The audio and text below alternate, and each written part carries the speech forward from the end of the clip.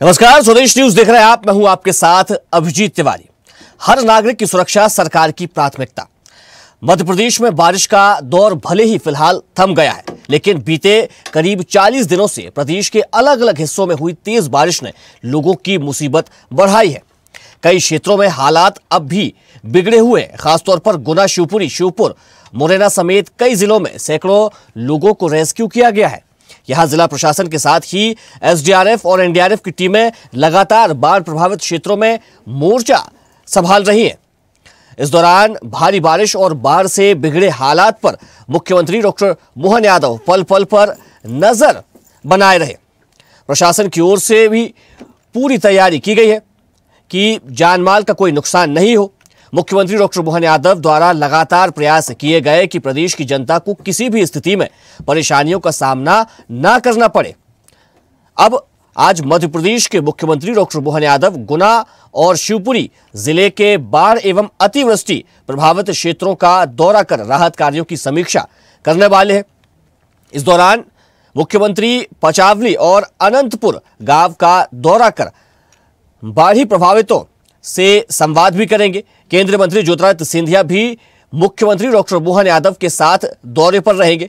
मुख्यमंत्री ने कहा कि हमारी सरकार हर पल अतिवृष्टि से प्रभावितों के साथ है। राहत एवं बचाव के लिए सभी कदम उठाए गए हैं।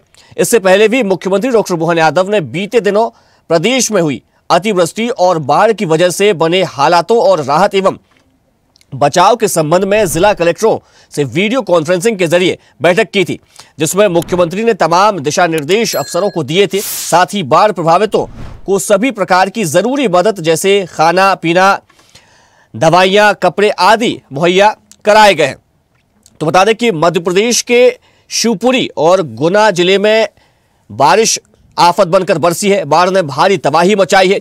हर ओर बस पानी ही पानी नजर आ रहा है। घरों में पानी भर गया है। सड़कों पर कीचड़ दिखाई दे रहा है। कहीं लोगों के मवेशी इस बाढ़ में बह गए, तो बहुत से लोग इस बाढ़ के कारण घायल भी हुए हैं। लोगों की गृहस्थी का सामान पूरी तरह से बाढ़ में बह गया है। लेकिन मध्य प्रदेश की सरकार संवेदनशील है। मुख्यमंत्री डॉक्टर मोहन यादव लगातार हर एक स्थिति पर नजर बनाए हुए हैं और जब से वहां पर हालात बिगड़े तभी से मुख्यमंत्री डॉक्टर मोहन यादव ने और उसके पहले से भी अधिकारियों को स्पष्ट निर्देश दिए थे। चलिए आज इसी मुद्दे पर करेंगे चर्चा, लेकिन उससे पहले कुछ प्रतिक्रियाएं आई हैं, वो भी आपको सुनवा देते हैं।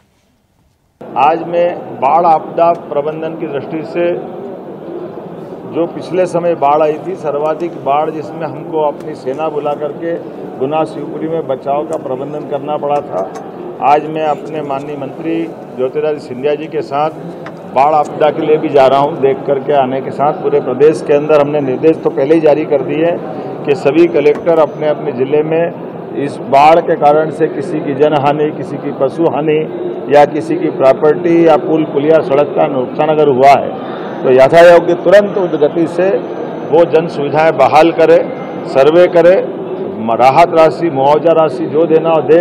हमारी सरकार उदारतापूर्वक सरकार की भावना हर इस परेशानी या आपदा में प्रभावित होने वाले परिवारों के साथ उनकी कठिनाई के क्षणों को दूर करके उनको जो जो हो सकता है उतनी मदद करने का तुरंत हम प्रयास कर रहे हैं।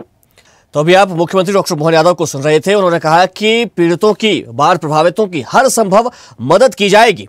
चलिए आज इसी विषय पर करेंगे चर्चा, लेकिन सबसे पहले परिचय करवा देते हैं अपने मेहमानों से। भाजपा से हमारे साथ जुड़ गए हैं सत्येंद्र जैन जी, भाजपा के प्रवक्ता हैं, आपका बहुत स्वागत है। इसी के साथ आलोक एम इंदौरिया जी, वरिष्ठ पत्रकार है, आपका भी बहुत स्वागत है। और राकेश अचल जी, वरिष्ठ पत्रकार है, आपका भी बहुत स्वागत है। मैं चर्चा की शुरुआत सत्येंद्र जैन जी आपसे करूंगा। मध्य प्रदेश की सरकार बेहद संवेदनशील है और मुख्यमंत्री डॉक्टर मोहन यादव भी हर एक जो स्थिति है उस पर लगातार नजर बनाए हुए हैं और इसी को लेकर आज भी बाढ़ प्रभावित क्षेत्रों का दौरा भी करेंगे। वहां जाएंगे, लोगों से मिलेंगे, मुलाकात करेंगे और देखेंगे कि आखिर किस प्रकार से वहां पर की जो तस्वीर है भयावह हो गई है, बाढ़ ने कितनी तबाही मचाई है और लोगों को वहां पर सांत्वना देंगे। साथ ही राहत राशि का इस दौरान वे ऐलान भी वहां पर करेंगे और हर एक तरीके से मध्य प्रदेश की सरकार उनके साथ है। ये बात बार बार मध्य प्रदेश के मुख्यमंत्री डॉक्टर मोहन यादव की ओर से कहा जा रहा है कि ऐसी विषम स्थिति में आप अकेले नहीं हैं, हम आपके साथ खड़े हैं। लेकिन हर साल हम देखते हैं कि बाढ़ की स्थिति बनती है, तो ऐसा क्या मध्य प्रदेश की सरकार को करना चाहिए कि इस बाढ़ के प्रकोप को कम किया जा सके। अगर हम इससे पूरी तरह पार नहीं पा सकते हैं तो कम से कम इसको इतना कम कर दिया जाए कि जो पलायन होता है, लोगों को भारी नुकसान होता है, उसका कम से कम उसको कर दिया जाए। देखिए, निस्संदेह जल जो है, जल जीवन के लिए परम आवश्यक तत्व है, लेकिन अति सर्वत्र वर्जित, ये भी हमने पढ़ा है, हमारे पुराणों में है। और निस्संदेह यह जल आप्लावन या विप्लव की जो स्थिति आती है, यह भी दुखदाई होती है। और जिस प्रकार से संवेदनशील मुख्यमंत्री डॉक्टर मोहन यादव जी ने ये आत्मवत् सर्वभूतेषु, मतलब अपने जैसा ही समझते हुए मध्य प्रदेश की भगवान रूपी जनता के लिए जो दुख हैं उनके लिए उन्होंने पहले ही प्रोएक्टिवली बैठक की थी, अधिकारियों को निर्देश भी दिए थे, समस्त कलेक्टर्स को निर्देश दिए थे और कि बाढ़ आपदा राहत हो, मंत्रीगणों को भी निर्देश दिए थे। और मंत्रीगण अपने अपने क्षेत्र में जहाँ जहाँ जल विप्लव हुआ, जल आप्लावन हुआ है, वहाँ वहाँ उन्होंने उस पर ध्यान भी दिया है। और उसी श्रृंखला में ही उसको स्वयं ही मॉनिटर करने के लिए, अवलोकन करने के लिए मुख्यमंत्री डॉक्टर मोहन यादव जी आज शिवपुरी और गुना जिला, अशोकनगर इस जिले में जाकर के वहाँ देख रहे हैं, क्योंकि वहाँ पर जो काली सिंध, जो सिंध नदी है और उसके कारण से जो विप्लव हुआ है उसकी समीक्षा और जनता से मिलेंगे भी, और जिससे कि उनको दुखों को और कम कैसे करें उसमें कसावट भी आएगी। और आपने देखिए बड़ा अच्छा यक्ष प्रश्न पूछा है, तो हमारे यहाँ हमने SDERF जो state disaster and emergency response force होती है, और उसका जो एक कोष भी होता है, वो भी हमारा लगभग 1.5-2 हज़ार करोड़ के आसपास का जो कोष है, उससे भी हम सहायता भी देते हैं। और जो है, जो फोर्स होता है, SDRF फोर्स होता है उसको, और NDRF, ये सब मिलकर के जो टीम मिलकर के वहाँ पर लोगों को बचा भी रहे हैं, रेस्क्यू भी कर रहे हैं, बचाव ऑपरेशंस भी किए हैं, और अनेक बचाव ऑपरेशंस भी चलाए गए। जल विप्लव के समय में लगभग 500 के करीब ऑपरेशंस भी चलाए गए हैं जहाँ जहाँ जल भराव हुआ था। तो ये सब काम किया। आप देखिए, इसमें आपने बोला कि ये कैसे हम इस परिस्थिति को रोकें। इसको रोकने का जो स्वप्न देखा था कि जल का विप्लव है, अगर जल का वितरण हो जाए, जहाँ पर जल ज़्यादा है, जल अधिक है, तो जहाँ जल न्यूनता है वहाँ पर उसको अगर हम डिप्लॉय कर दें, वहाँ पर हम उस जल को दिशा दे दें, डाइवर्ट कर दें, तो यह काम करने का जो स्वप्न था, यह हमारे जो भारत रत्न प्रधानमंत्री हैं आदरणीय श्री अटल बिहारी वाजपेयी जी ने देखा था। और किस प्रकार से कांग्रेस ने उसमें मट्ठा डाला था, आपने देखा होगा। कांग्रेस के नेताओं ने, कांग्रेस ने उस परियोजना का विरोध किया था, नदी जोड़ो परियोजना का, और जिसके कारण कहीं ना कहीं आज वह डिलेड हुई। लेकिन हमारे यहाँ हम चाहते थे, तो हमारे जैसे लोग जो रहे हो, जो उन्होंने सुप्रीम कोर्ट गए, उन्होंने कहा कि रिवर लिंकिंग, तो सुप्रीम कोर्ट ने निर्देश दिया कि मोदी सरकार को निर्देश दिया कि भाई अब आप रिवर लिंकिंग प्रोजेक्ट करिए। और मध्य प्रदेश वह पावन भूमि है कि जहाँ से रिवर लिंकिंग प्रोजेक्ट का आरंभ हुआ है, चाहे वो Ken Betwa river linking project हो, चाहे वो PKC रिवर लिंकिंग प्रोजेक्ट हो, या ताप्ती बेसिन मेगा रिचार्ज योजना है। तो ये अनेक जो ट्रिब्यूटरीज हैं उनको जोड़ेगी। और इसी प्रकार से जो चाहे PKC की जो ट्रिब्यूटरीज हैं, पार्वती, काली सिंध, चंबल की जो ट्रिब्यूटरीज हैं, उन सबको जोड़ेगी, उनके पानी का समंजन करेगी, समायोजन करेगी। केन बेतवा का पानी जब समायोजित होगा तो निस्संदेह हमारा, चाहे वो बुंदेलखंड बेल्ट हो, चाहे वो मालवा का बेल्ट हो, चाहे नेवाड़ का हो, और ये सारा, और चाहे जो बैतूल और ये हमारा पांडुरना वाला एरिया है, तो ये सब समायोजन सुखी रहेगा, और वहाँ के जल को हम कहीं ना कहीं दूसरी जगह उपयोग करेंगे। तो ये लगभग 2 लाख करोड़ के आसपास की योजनाएं हैं, इन सब पे काम चल रहा है। और यह काम रोकने का पाप अगर किसी ने किया था तो कांग्रेस ने किया, कांग्रेस की सरकारों ने किया। अब हम इसको कर रहे हैं। निस्संदेह इसके परिणाम जब एक पूर्ण हो जाएंगी परियोजनाएं, उसके सुखद परिणाम मिलेंगे। मध्य प्रदेश की भूमि निश्चित तौर पर सत्येंद्र जी, नदी जोड़ो परियोजना से जो इस तरीके के जो हालात हैं उनमें सुधार होगा, क्योंकि जहां पानी इकट्ठा हो जाता है उसको जब दूसरी नदियों से जोड़ा जाएगा तो जहां सूखा है वहां पर पानी पहुंचेगा, और जहां पर ज्यादा पानी है वहां पर उस पानी को कम किया जा सकेगा। तो निश्चित तौर पर कहीं ना कहीं इससे लोगों को राहत जरूर मिलेगी। लेकिन जी हाँ अभिजीत जी, लेकिन इसको लेकर कई और भी हमें इंतजाम करने होंगे, क्योंकि बहुत से ऐसे क्षेत्र होते हैं जहां पर जल भराव की स्थिति हो जाती है। कई जो क्षेत्र होते हैं वो निचले इलाके में आते हैं, पहाड़ों से पानी जब बहता है वहां पर बारिश के कारण तब भी ऐसी ही स्थिति बनती है। तो कुछ ना कुछ ऐसे इंतजाम भी करने होंगे ताकि जल निकासी के भी वहां पर पुख्ता इंतजाम किए जा सके। राकेश अचल जी, किसी भी प्रदेश की जनता के लिए ये बड़ी अच्छी बात होती है कि उनके प्रदेश का जो मुखिया है वो उनके साथ हर परेशानी में खड़ा है, और ऐसे ही मध्य प्रदेश के मुख्यमंत्री डॉक्टर मोहन यादव भी ये साफ तौर पर कह रहे हैं कि लोगों को परेशान होने की जरूरत नहीं है, हम उनके साथ खड़े हैं और जितनी भी जरूरत पड़ेगी राहत सामग्री की हम उनको उपलब्ध कराएंगे। और लोगों का रेस्क्यू लगातार जारी है, सेना की भी मदद ली गई है, एसडीआरएफ एनडीआरएफ की टीमें लगातार रेस्क्यू ऑपरेशन में जुटी हुई है और अब खुद मुख्यमंत्री उन क्षेत्रों में पहुंचेंगे, वहां पर लोगों से मुलाकात करेंगे, उनका दर्द जानने की कोशिश करेंगे। लेकिन सबसे बड़ी बात जो निकल कर सामने आती है यही जो मैंने अभी सत्येंद्र जी से भी पूछी है कि आखिर ये जो पूरी हर साल बाढ़ आती है लेकिन उसको लेकर हम इंतजाम करते हैं और कई महीनों पहले से उसको लेकर मीटिंग भी शुरू हो जाती है, लेकिन अंत में क्या होता है कि कई ऐसे गांव होते हैं जो नदियों किनारे बसे हैं, उनमें जल सैलाब और जल प्रलय देखने को मिलता है।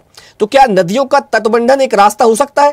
बात हम अभी कर रहे हैं हाल की बाढ़ के ऊपर, और ये बाढ़ हर साल नहीं आती है, बहुत दिनों बाद ये बाढ़ की नौबत आई है। और इसके लिए देखिए, जहां तक मुख्यमंत्री जी का सवाल है, उनकी ड्यूटी है, उन्हें संवेदनशील होना ही पड़ता है ऐसे मामलों में, लेकिन असली जड़ पर कोई जाना नहीं चाहता। समस्या ये है कि हमारे जितने भी जल स्रोत हैं और जल निकासी के जो स्रोत हैं, उन दोनों के बीच में उनके प्रबंधन में हमारे तरफ से पूरी लापरवाही बरती जाती है पूरे 365 दिन। और अब का वर्षा जब कृषि सुखाने, आपको ये नौबत आ गई कि आप को सेना बुलानी पड़ रही है, तो इसकी जरूरत क्या है? अब गांव को तो छोड़ दीजिए, गांव तो राम के भरोसे रहते हैं। मध्य प्रदेश के जो शहर इस समय जो इस अतिवृष्टि से प्रभावित हैं, उनमें जो जल भरा हुआ, उनमें जो दुर्घटनाएं हुई, उनमें जो मकान गिरे और बस्तियों के घरों तक पानी आ गया, उसके लिए जिम्मेदार कौन है? उसके लिए नदियां जिम्मेदार नहीं है, नदियों का इंटरलिंकिंग जिम्मेदार नहीं है, उसके लिए जिम्मेदार हमारी अपनी पॉलिसीज हैं शहरी विकास की, ग्रामीण विकास की, कि हम नदी के या किसी झील के या तालाब के पानी के निकास के सारे स्रोतों पर पहले से अतिक्रमण किए हुए बैठे हैं। उस समय हम उन्हें रोकते नहीं, और जब समस्या सिर पर चढ़ कर आ जाती है तो राहत शिविर लगाते हैं, पुलिस को बुलाते हैं। ये बिल्कुल सही है कि इस संकट की घड़ी में मध्य प्रदेश का जो भी पीड़ित इलाका है, खासतौर पर ग्वालियर चंबल संभाग में जिला प्रशासन ने बड़ी मेहनत की है और जितने भी राहत प्रबंध हो सकते हैं वो किए हैं। लेकिन सवाल ये कि ये नौबत आई क्यों, इसके लिए हमें बात करनी चाहिए और उस पर हम कोई बात नहीं करते। आज ये जो आपदा है हमारे सामने, ये इस पर पॉलिटिक्स की बात करने की जरूरत नहीं है। कब किसने क्या किया, कांग्रेस ने किया कि बीजेपी ने किया? भाई 18 साल से मध्य प्रदेश में आपकी सरकार है, सही बात। अब आज जो उसके लिए जिम्मेदार आप हैं। कांग्रेस तो कहीं तेल लेने 2003 के बाद से बीच में 18 महीने के लिए आई थी, तो उसको आपने हटा ही दिया। तो अब दूसरे के कंधे पर ये जिम्मेदारी का बोझ डालने से बेटर ये है कि हम समझें कि हमारी गलती है। हम आपदा प्रबंधन के मामले में केवल मध्य प्रदेश की बात नहीं कर रहा हूँ, पूरे देश में आपदा प्रबंधन के मामले में हम बहुत पीछे हैं। चाहे वो पानी की वजह से दिक्कत आए, चाहे भगदड़ की वजह से भीड़ नियंत्रण की दिक्कत आए, हम चाहे महाकाल में भगदड़ हो जाए, हम कुछ नहीं कर पाते। बाद में हम लाठी पीटते हैं, हमने ये कर दिया, हमने वो कर दिया। ठीक है, मैं मुख्यमंत्री जी का आभार व्यक्त करता हूं कि वो पीड़ितों के बीच पहुंच रहे हैं, लेकिन इसमें मुख्यमंत्री जी कुछ नया नहीं कर रहे हैं। जब से जनप्रतिनिधियों की सरकार, चुनी हुई सरकारें इस देश में बन रही हैं, तो लोग जाते हैं पीड़ितों के बीच में और निगरानी करते हैं कामकाज की। बेहतर तो ये होता है कि इस आपदा की घड़ी में हमारे माननीय मुख्यमंत्री जी प्रधानमंत्री जी को न्योता देने दिल्ली जाने के बजाय पीड़ितों के साथ में खड़े होते। अब जब पानी उतर रहा है तब वो पहुंच रहे हैं, तो उससे क्या फर्क पड़ने वाला है? जी बिल्कुल। आलोक जी, जब भी इस प्रकार की आपदाएं आती है तो उसके बाद राहत राशि का ऐलान किया जाता है, लोगों को मुआवजा दिया जाता है, लेकिन इसके बीच का जो समय होता है वो उन क्षेत्र के लोगों के लिए बड़ा भयावह होता है, क्योंकि वे तो प्रभावित होते ही ना, उनको तो परेशानी झेलनी ही पड़ती है। बाद में भले ही राहत राशि का ऐलान हो जाए, बाद में भले ही उनको सांत्वना दी जाए, लेकिन वो तो परेशानी से गुजर गए। उनकी जो पीड़ा थी उसको कैसे समझा जाएगा, उसको कैसे कम किया जा सकता है? अनम्यूट करिए, अनम्यूट। आलोक जी अनम्यूट कर दीजिए आप। अनम्यूट करिए। आवाज आ रही है? जी जी सर, सुन पा रहा हूं मैं आपको। तिवारी जी, बाढ़ जो है प्राकृतिक आपदा पर किसी का वश नहीं है, और प्राकृतिक आपदा ना तो कांग्रेस रोक सकती है और ना ही बीजेपी, ना ही कोई अन्य दल। मैं अचल जी की बात से पूर्णतः सहमत हूँ कि इस पर किसी प्रकार की राजनीति नहीं होना चाहिए, बल्कि होना यह चाहिए कि इससे निपटा कैसे जाए। आपने जो प्रश्न किया कि उस दरमियान उनको क्या क्या फेस करना पड़ता है, तो निश्चित रूप से जो इसमें फेस करता है वही समझता है कि वो किस त्रासदी को फेस कर रहा है। क्योंकि राहत अन्य चीजें प्रमुख उस तक तब पहुंचती हैं जब वो आकंठ डूब जाता है, गले गले तक डूब जाता है। लेकिन इस बार मैं उल्लेख करना चाहूंगा खासकर शिवपुरी जिले का। अशोकनगर, शिवपुरी और गुना में बाढ़ आई। सबसे ज्यादा प्रभावित हुआ शिवपुरी और शिवपुरी का कोलारस बैंड, और कोलारस बैंड के बाद नरवत बैंड। अब पहली बार मैंने अपनी 30-32 साल की पत्रकारिता में पहली बार मैंने नंगे पैर कीचड़ में तंत्र को जन के पास देखा, और मैं मानता हूं कि निश्चित रूप से ये मोहन यादव जी की ही करामात है कि नंगे पैर कलेक्टर और एसपी कीचड़ में पूरी रात रेस्क्यू के लिए भटकते रहे, लोगों की व्यवस्था करते रहे। और शायद यही वो बहुत बड़ा कारण है कि शिवपुरी जिले में इतनी भीषण बाढ़ आने के बाद भी कैजुअलिटी नहीं हुई। ये कहीं ना कहीं इस बात का संकेत है कि प्रशासन इस चीज को लेकर बेहद संवेदनशील था, और प्रशासन ने अपनी पूरी संवेदना पीड़ितों के साथ रखी। जिस तरह से एसडीएम तो ये कह सकते हैं कि प्रशासन की सतर्कता और उसकी तत्परता के कारण जो बड़ा नुकसान था उसको बचा लिया गया। यहाँ पर मैं इस बात को मानता हूँ तिवारी जी कि पहली बार मैंने किसी प्रशासन को इतना जागरूक देखा है। अन्यथा हम पत्रकार तो प्रशासन की खामियां तलाशते हैं। पहली बार किसी प्रशासन को मैंने कितना जागरूक देखा, इतना नजदीक से देखा है उनको काम करते हुए। मेरे ख्याल से जैसे ही पानी उतरा है 50-50 किलो गेहूं हर घर में पहुंच चुका है। 700 मकान टूटे, मेरी जानकारी के अनुसार जो मेरे पास आंकड़े हैं, उसके चलते शिवपुरी जिले में 700 मकानों को नुकसान पहुंचा है। रेड क्रॉस के सहयोग से करीब 400 से ऊपर जो तालपत्रियां हैं प्लास्टिक 20 बाई 20 की, वो उन तक पहुंच चुकी है। इतना फास्ट काम मैंने तो कभी नहीं देखा। लेकिन अब ये चीज है कि ये जो नुकसान हो गया है, ये जो पीड़ित लोग हैं जिनका सब कुछ तबाह हो गया है, जिनकी फसल हमेशा के लिए खत्म हो गई है इस सीजन के लिए, उनके लिए राहत को बोलना चाहिए, और ऐसा कोई सिस्टम डेवलप करना चाहिए जिससे जल्दी से जल्दी उन तक राहत पहुंचे और वो ये महसूस करें कि प्रशासन उनके साथ है। एक बात मैं और बताना चाहूंगा जी, 22 और 48 घंटे पानी में रहे ये गांव के लोग। इनके पैरों में एक विशेष प्रकार की बीमारी हो गई है, एलर्जी टाइप की हो गई है। इसका भी पुख्ता इंतजाम होना चाहिए, ये एक गंभीर समस्या है। बिल्कुल। तो निश्चित तौर पर सरकार लगातार और प्रशासन को ये निर्देश पहले से ही दे दिए गए थे कि वे वहां पर पूरी सजगता के साथ लोगों के बीच पहुंचे और उन्हें हर संभव मदद दिलाने का प्रयास किया जाए। सत्येंद्र जी, अभी आप दोनों वरिष्ठ पत्रकारों को सुन रहे थे, उन्होंने कहा है कि जो काम सरकार को करना चाहिए वो सरकार वो कर रही है, उसकी प्रशंसा भी कर रहे हैं वो, लेकिन इसमें कांग्रेस कहां से बीच में आती है? देखिए अभिजीत जी, बिल्कुल आपने सही कहा, लेकिन कांग्रेस बीच में इसलिए आती है क्योंकि वो संवैधानिक तौर पे जब शपथ लेते हैं उनके नेतागण अगर देश के प्रधानमंत्री बनते हैं, उनके नेतागण अगर देश के मुख्यमंत्री बनते हैं, और जब वो उनका शासनकाल देखा जाता है तो ये जरूर बात तो आएगी, क्योंकि वो संवैधानिक पद पर बैठे हैं। मैं उनकी कोई पारिवारिक और व्यक्तिगत बात तो कर नहीं रहा हूं, और जो अटल जी की जो स्वप्न था बिल्कुल सत्य बात उठाई है। अच्छा, दूसरी बात, मैं आज चूंकि हम नहीं चाहते राजनीति करना, लेकिन अगर कांग्रेस को जरूर इस बात पर पश्चाताप करना चाहिए जो अटल जी के स्वप्न को उन्होंने डिले किया था, तो आज पश्चाताप की अग्नि में ना जलें, वो पश्चाताप रूपी अग्नि में जलने से दग्ध ना हो, लेकिन वो आज जलमग्नता में अपनी ग्लानि से गल जाएं, क्षमा याचना कर लें भगवान रूपी जनता से। मध्य प्रदेश की जो नागरिक देवो भव हम जो मंत्र मानते हैं और जिसको साधते हुए हम सभी के लिए, चाहे वो किसी भी दल का हो, सभी मध्य प्रदेश के नागरिक हैं, सभी भारतीय हैं, हम सभी के कल्याण के लिए, सबकी जीवन की सुरक्षा के लिए हम प्रतिबद्ध हैं। और उसी श्रृंखला में हम करते हुए जो मैंने कहा लगभग 3,500 करोड़ से ज्यादा का बजट और अभी लगभग 30 करोड़ रुपए की राहत राशि का, जो हर घर में 50-50 kg का अनाज, गेहूं, चावल, ये सब हमने जहां जहां हम करके आ रहे हैं। और RBC 6-4 की जो गाइडलाइन है उसके आधार पर भी जो फसलों का नुकसान हुआ है वो सर्वे कर करके हम अपने भगवान रूपी अन्नदाता जो किसान हैं, जिनको हम कहते हैं अन्नानाम पते नमः, क्षेत्राणाम पते नमः, हम कोशिश करेंगे उनको उनके कुछ राहत देने की जो है। और एक अच्छी बात, यक्ष प्रश्न जैसा उठाया था कि देखिए ना, ये सरकार की जिम्मेदारी है, मुझे लगता है कि हमारे यहाँ की जो व्यक्तिगत लालसा होती है हर व्यक्ति को, मुझे लगता है आज ये बात भी हमें मानना चाहिए, और मैं स्वयं को भी उसी में देखता भी हूँ कि हमें भी अपनी सीमाओं में रहना चाहिए। और आज आपके चैनल के माध्यम से हर नागरिक को भी मेरे आह्वान भी होता है कि कैचमेंट एरिया जहां होता है, जहां पानी आता है जब नदी का, तो कृपया हम सब भी तो उस जगह को, भूखंड को ना खरीदें। ना हम वहाँ पर मकान बनाएं, या हम अपनी व्यक्तिगत लालसा और लिप्सा में हम कुछ जगह पर ऐसा कर देते हैं जिससे कि पानी की वाटर लॉगिंग हो जाती है। तो हमारे तो घर तो हम सब परेशान होते ही हैं स्वयं भी, और आसपास के लोगों को, पड़ोसियों को भी परेशानी का कारण होते हैं।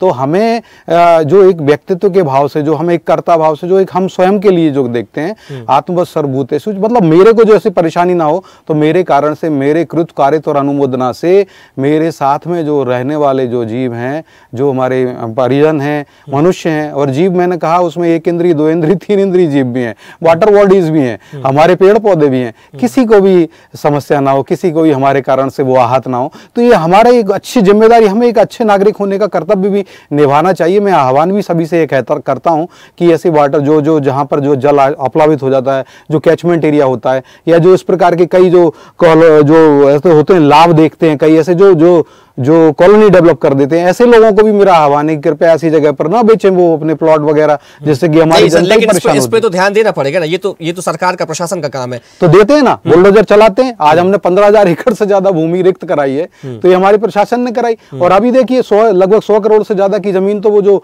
अपराधी भोपाल के हैं उनके ऊपर से हमने मुक्त कराई है, और ऐसा हम हर जगह करते हैं। तो ये हम करते रहेंगे। जिस प्रकार से हमारे वरिष्ठ पत्रकार जी हैं, आलोक जी, इंदौरिया जी, उन्होंने भी जो उठाया, बिल्कुल सही वो कह रहे थे। तो बहुत सारे जो विषय हैं उन्होंने उठाए, और जो सरकार कर रही है, लेकिन जो अचल जी ने भी कहा, अभी सत्येंद्र जी, आप अभी राकेश अचल जी को सुन रहे थे, उन्होंने कहा कि जल निकासी को लेकर हमें जब पहले से काम करना चाहिए, तब हम देखते हैं कि बहुत से लोगों ने अतिक्रमण करके रखा है, नालियां पूरी बंद पड़ी हैं, नालों पर लोगों के घर बने हुए हैं। वही तो समस्या से कैसे निजात? देखिए अभिजीत जी, उसी को तो मैंने अभी आपके सामने कि हम भी एक व्यक्तिगत तौर पर मैं अपने ऊपर ही लेता हूँ कि हम एक अच्छे नागरिक होने का कर्तव्य निर्वहन करेंगे तो निसंदेह ये सब समस्याओं का हल होगा। और आप चाहे तो मैं सारी जमीन घेर लूंगा, अगर अच्छे नागरिक होते ही तो हम अतिक्रमण करते ही क्यों? जो अतिक्रमण करते हैं वो अच्छे नागरिक हैं ही कहाँ? तो फिर देखिए उनके ऊपर FIR होती है, उनकी 15,000 एकड़ से ज्यादा की उनकी यहाँ से जमीनें निकलती हैं, और आज जो 15-20 हजार करोड़ से ज्यादा की जमीन को हमारी सरकार ने वहां से इवैक्यूएट किया, अलग कराया है, और जो शासन की मुक्त कराया है जमीन को।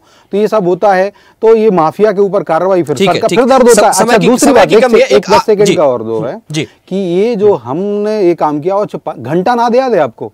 आप देखिए अचल जी ने कहा 18 महीने की सरकार कांग्रेस की रही, कमलनाथ जी मुख्यमंत्री थे, अब संविधान के पद पर थे तो जरूर चर्चा होगी। आज मोहन जी की जब आप कह रहे हैं तो उनकी भी चर्चा होगी। आप देखिए 15 महीने में, जब उस समय 18 महीने में बाढ़ आई थी, तो क्या हुआ था? हमारे को पार्टी को, हम सभी को रोड पर उतरना पड़ा था, घंटानाद करना पड़ा था, और हमारे नेतागण रोड पर उतर के, हमारे प्रदेश अध्यक्ष उस समय तत्कालीन श्री राकेश सिंह जी, अभी वर्तमान में PWD मिनिस्टर हैं, वो उतरे, घंटानाद किया। तो ये कांग्रेस अंतापुर में चली जाती है। मुख्यमंत्री कमलनाथ जी थे उस समय, वो अंतापुर में जाकर के विराजित हो गए थे। अरे आप मुख्यमंत्री जनता के लिए हैं, आपको निकलना चाहिए था। हमारा एक मंत्री मुख्यमंत्री फील्ड पर है, ग्राउंड जीरो पर है। छोटे से कमेंट राकेश जी, एक छोटा सा कमेंट। सरकार पहुंच रही है, प्रशासन लोगों के बीच पहुंच रही है, लेकिन लोग परेशानी में। तिवारी जी, हकीकत यही है कि लोग परेशानी में हैं। हकीकत यह भी है कि प्रशासन पहुंच रहा है मैदान में, लेकिन अभी सत्येंद्र जी जिस तरह की बात कर रहे हैं उसमें बहुत बचपना झलकता है। आप देखिए इस देश, इसी प्रदेश में हर शहर में 500 से ऊपर अवैध बस्तियां हैं, और ये बस्तियां रातों रात नहीं बसाई गई, या 19 महीने में नहीं बसाई गई, ये पिछले 18 साल में बसाई गई हैं। और इन सब के लिए जिम्मेदार हमारी सरकार है। और अवैध बस्तियां दिग्विजय सिंह जी के समय में थी, ऑन रिकॉर्ड है।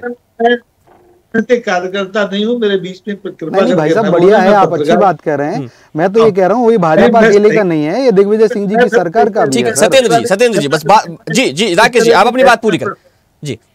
मेरा कहना यह है कि जिस तरह से राजनीतिक बातें इस संकट के दौर में की जा रही हैं, ठीक है, यानी कि संकट के दौर में राजनीति हमें दूर रख देनी चाहिए, सिर्फ और सिर्फ लोगों को तक कैसे मदद मुहैया कराई जा सके इस पर विशेष ध्यान देना चाहिए। एक छोटा सा कमेंट आलोक जी आपकी ओर से। जी, ये बिल्कुल मैं अचल जी की बात से सहमत हूँ। हमारा और प्रशासन का प्रयास होना चाहिए कि जल्दी से जल्दी राहत उन तक पहुंचे। और जो जिस तरीके से सबसे ज्यादा प्रभावित शिवपुरी है, तो शिवपुरी में देखने में आ रहा है कि जिस तरह जिला कलेक्टर रविंद्र चौधरी और पुलिस अधीक्षक अमन सिंह अपने अमले के साथ ये राहत राशि पहुंचाने की कोशिश कर रहे हैं, राहत की सामग्री पहुंचाने की कोशिश कर रहे हैं, वो प्रशंसनीय है। लेकिन एक बात और, इसके कारण पूरे क्षेत्र का बाजार ठंडा पड़ जाए, क्योंकि अशोकनगर, गुना और शिवपुरी बेल्ट ऐसा है जिसके कारण ग्वालियर का मार्केट और इंदौर का मार्केट बहुत प्रभावित होता है। अब ये फसल जब नहीं आएगी तो राखी का त्योहार भी सुना जाएगा, बिल्कुल, और इसके बाद भी सारे त्योहार सुने जाएंगे। तो ऐसी कोई व्यवस्था होनी चाहिए ताकि इन किसानों तक राहत प्रॉपर पहुंच सके। एक बात और जी, अब कौन सी फसल बोई जा सकती है इस पर भी प्रशासन को ध्यान देना होगा। बिल्कुल बिल्कुल बिल्कुल, निश्चित तौर पर प्रशासन को उस पर जरूर ध्यान देना चाहिए। समय की कमी है, इस चर्चा को हमें यही विराम देना पड़ेगा। हमारे साथ जुड़ने के लिए सत्येंद्र जी आपका बहुत शुक्रिया, आलोक एम इंदौरी जी आपका भी बहुत शुक्रिया, और राकेश अचल जी आपका भी बहुत शुक्रिया। तो मध्य प्रदेश के कई जिलों में बारिश ने भारी तबाही मचाई है। विशेष तौर पर गुना शिवपुरी जिले में बारिश का कहर देखने को मिला है। बाढ़ से गांव लबालब पानी से भर गए हैं, सराबूर पानी से नजर आ रहे हैं, घरों में कीचड़ भर गया है, मलबा नजर आ रहा है, लोगों के पशु यहां पर उनको पशु हानि भी हुई है, बहुत से लोग इसमें घायल हुए, कई बीमारियां होने का खतरा भी बढ़ गया। लेकिन उसके बाद मध्य प्रदेश की सरकार अपने प्रदेश के नागरिकों के साथ लगातार खड़ी हुई है। प्रशासन के लोग उन तक पहुंच रहे हैं, उन्हें जो भी राहत सामग्री है वो मुहैया कराई जा रही है। और अब मुख्यमंत्री डॉक्टर मोहन यादव भी बाढ़ प्रभावितों से मुलाकात करेंगे, मिलेंगे और उनके दुख दर्द को जानेंगे और साथ ही राहत राशि और मुआवजे का भी ऐलान करेंगे। चर्चा में फिलहाल इतना ही। देखते रहिए स्वदेश न्यूज, सबसे पहले देश। देखते रहिए स्वदेश न्यूज। अगर आप इस वीडियो को सोशल मीडिया हैंडल फेसबुक या इंस्टाग्राम पर देख रहे हैं तो हमें फॉलो करें, अगर यूट्यूब पर देख रहे हैं तो सब्सक्राइब करें और बेल आइकन दबाना ना भूलें।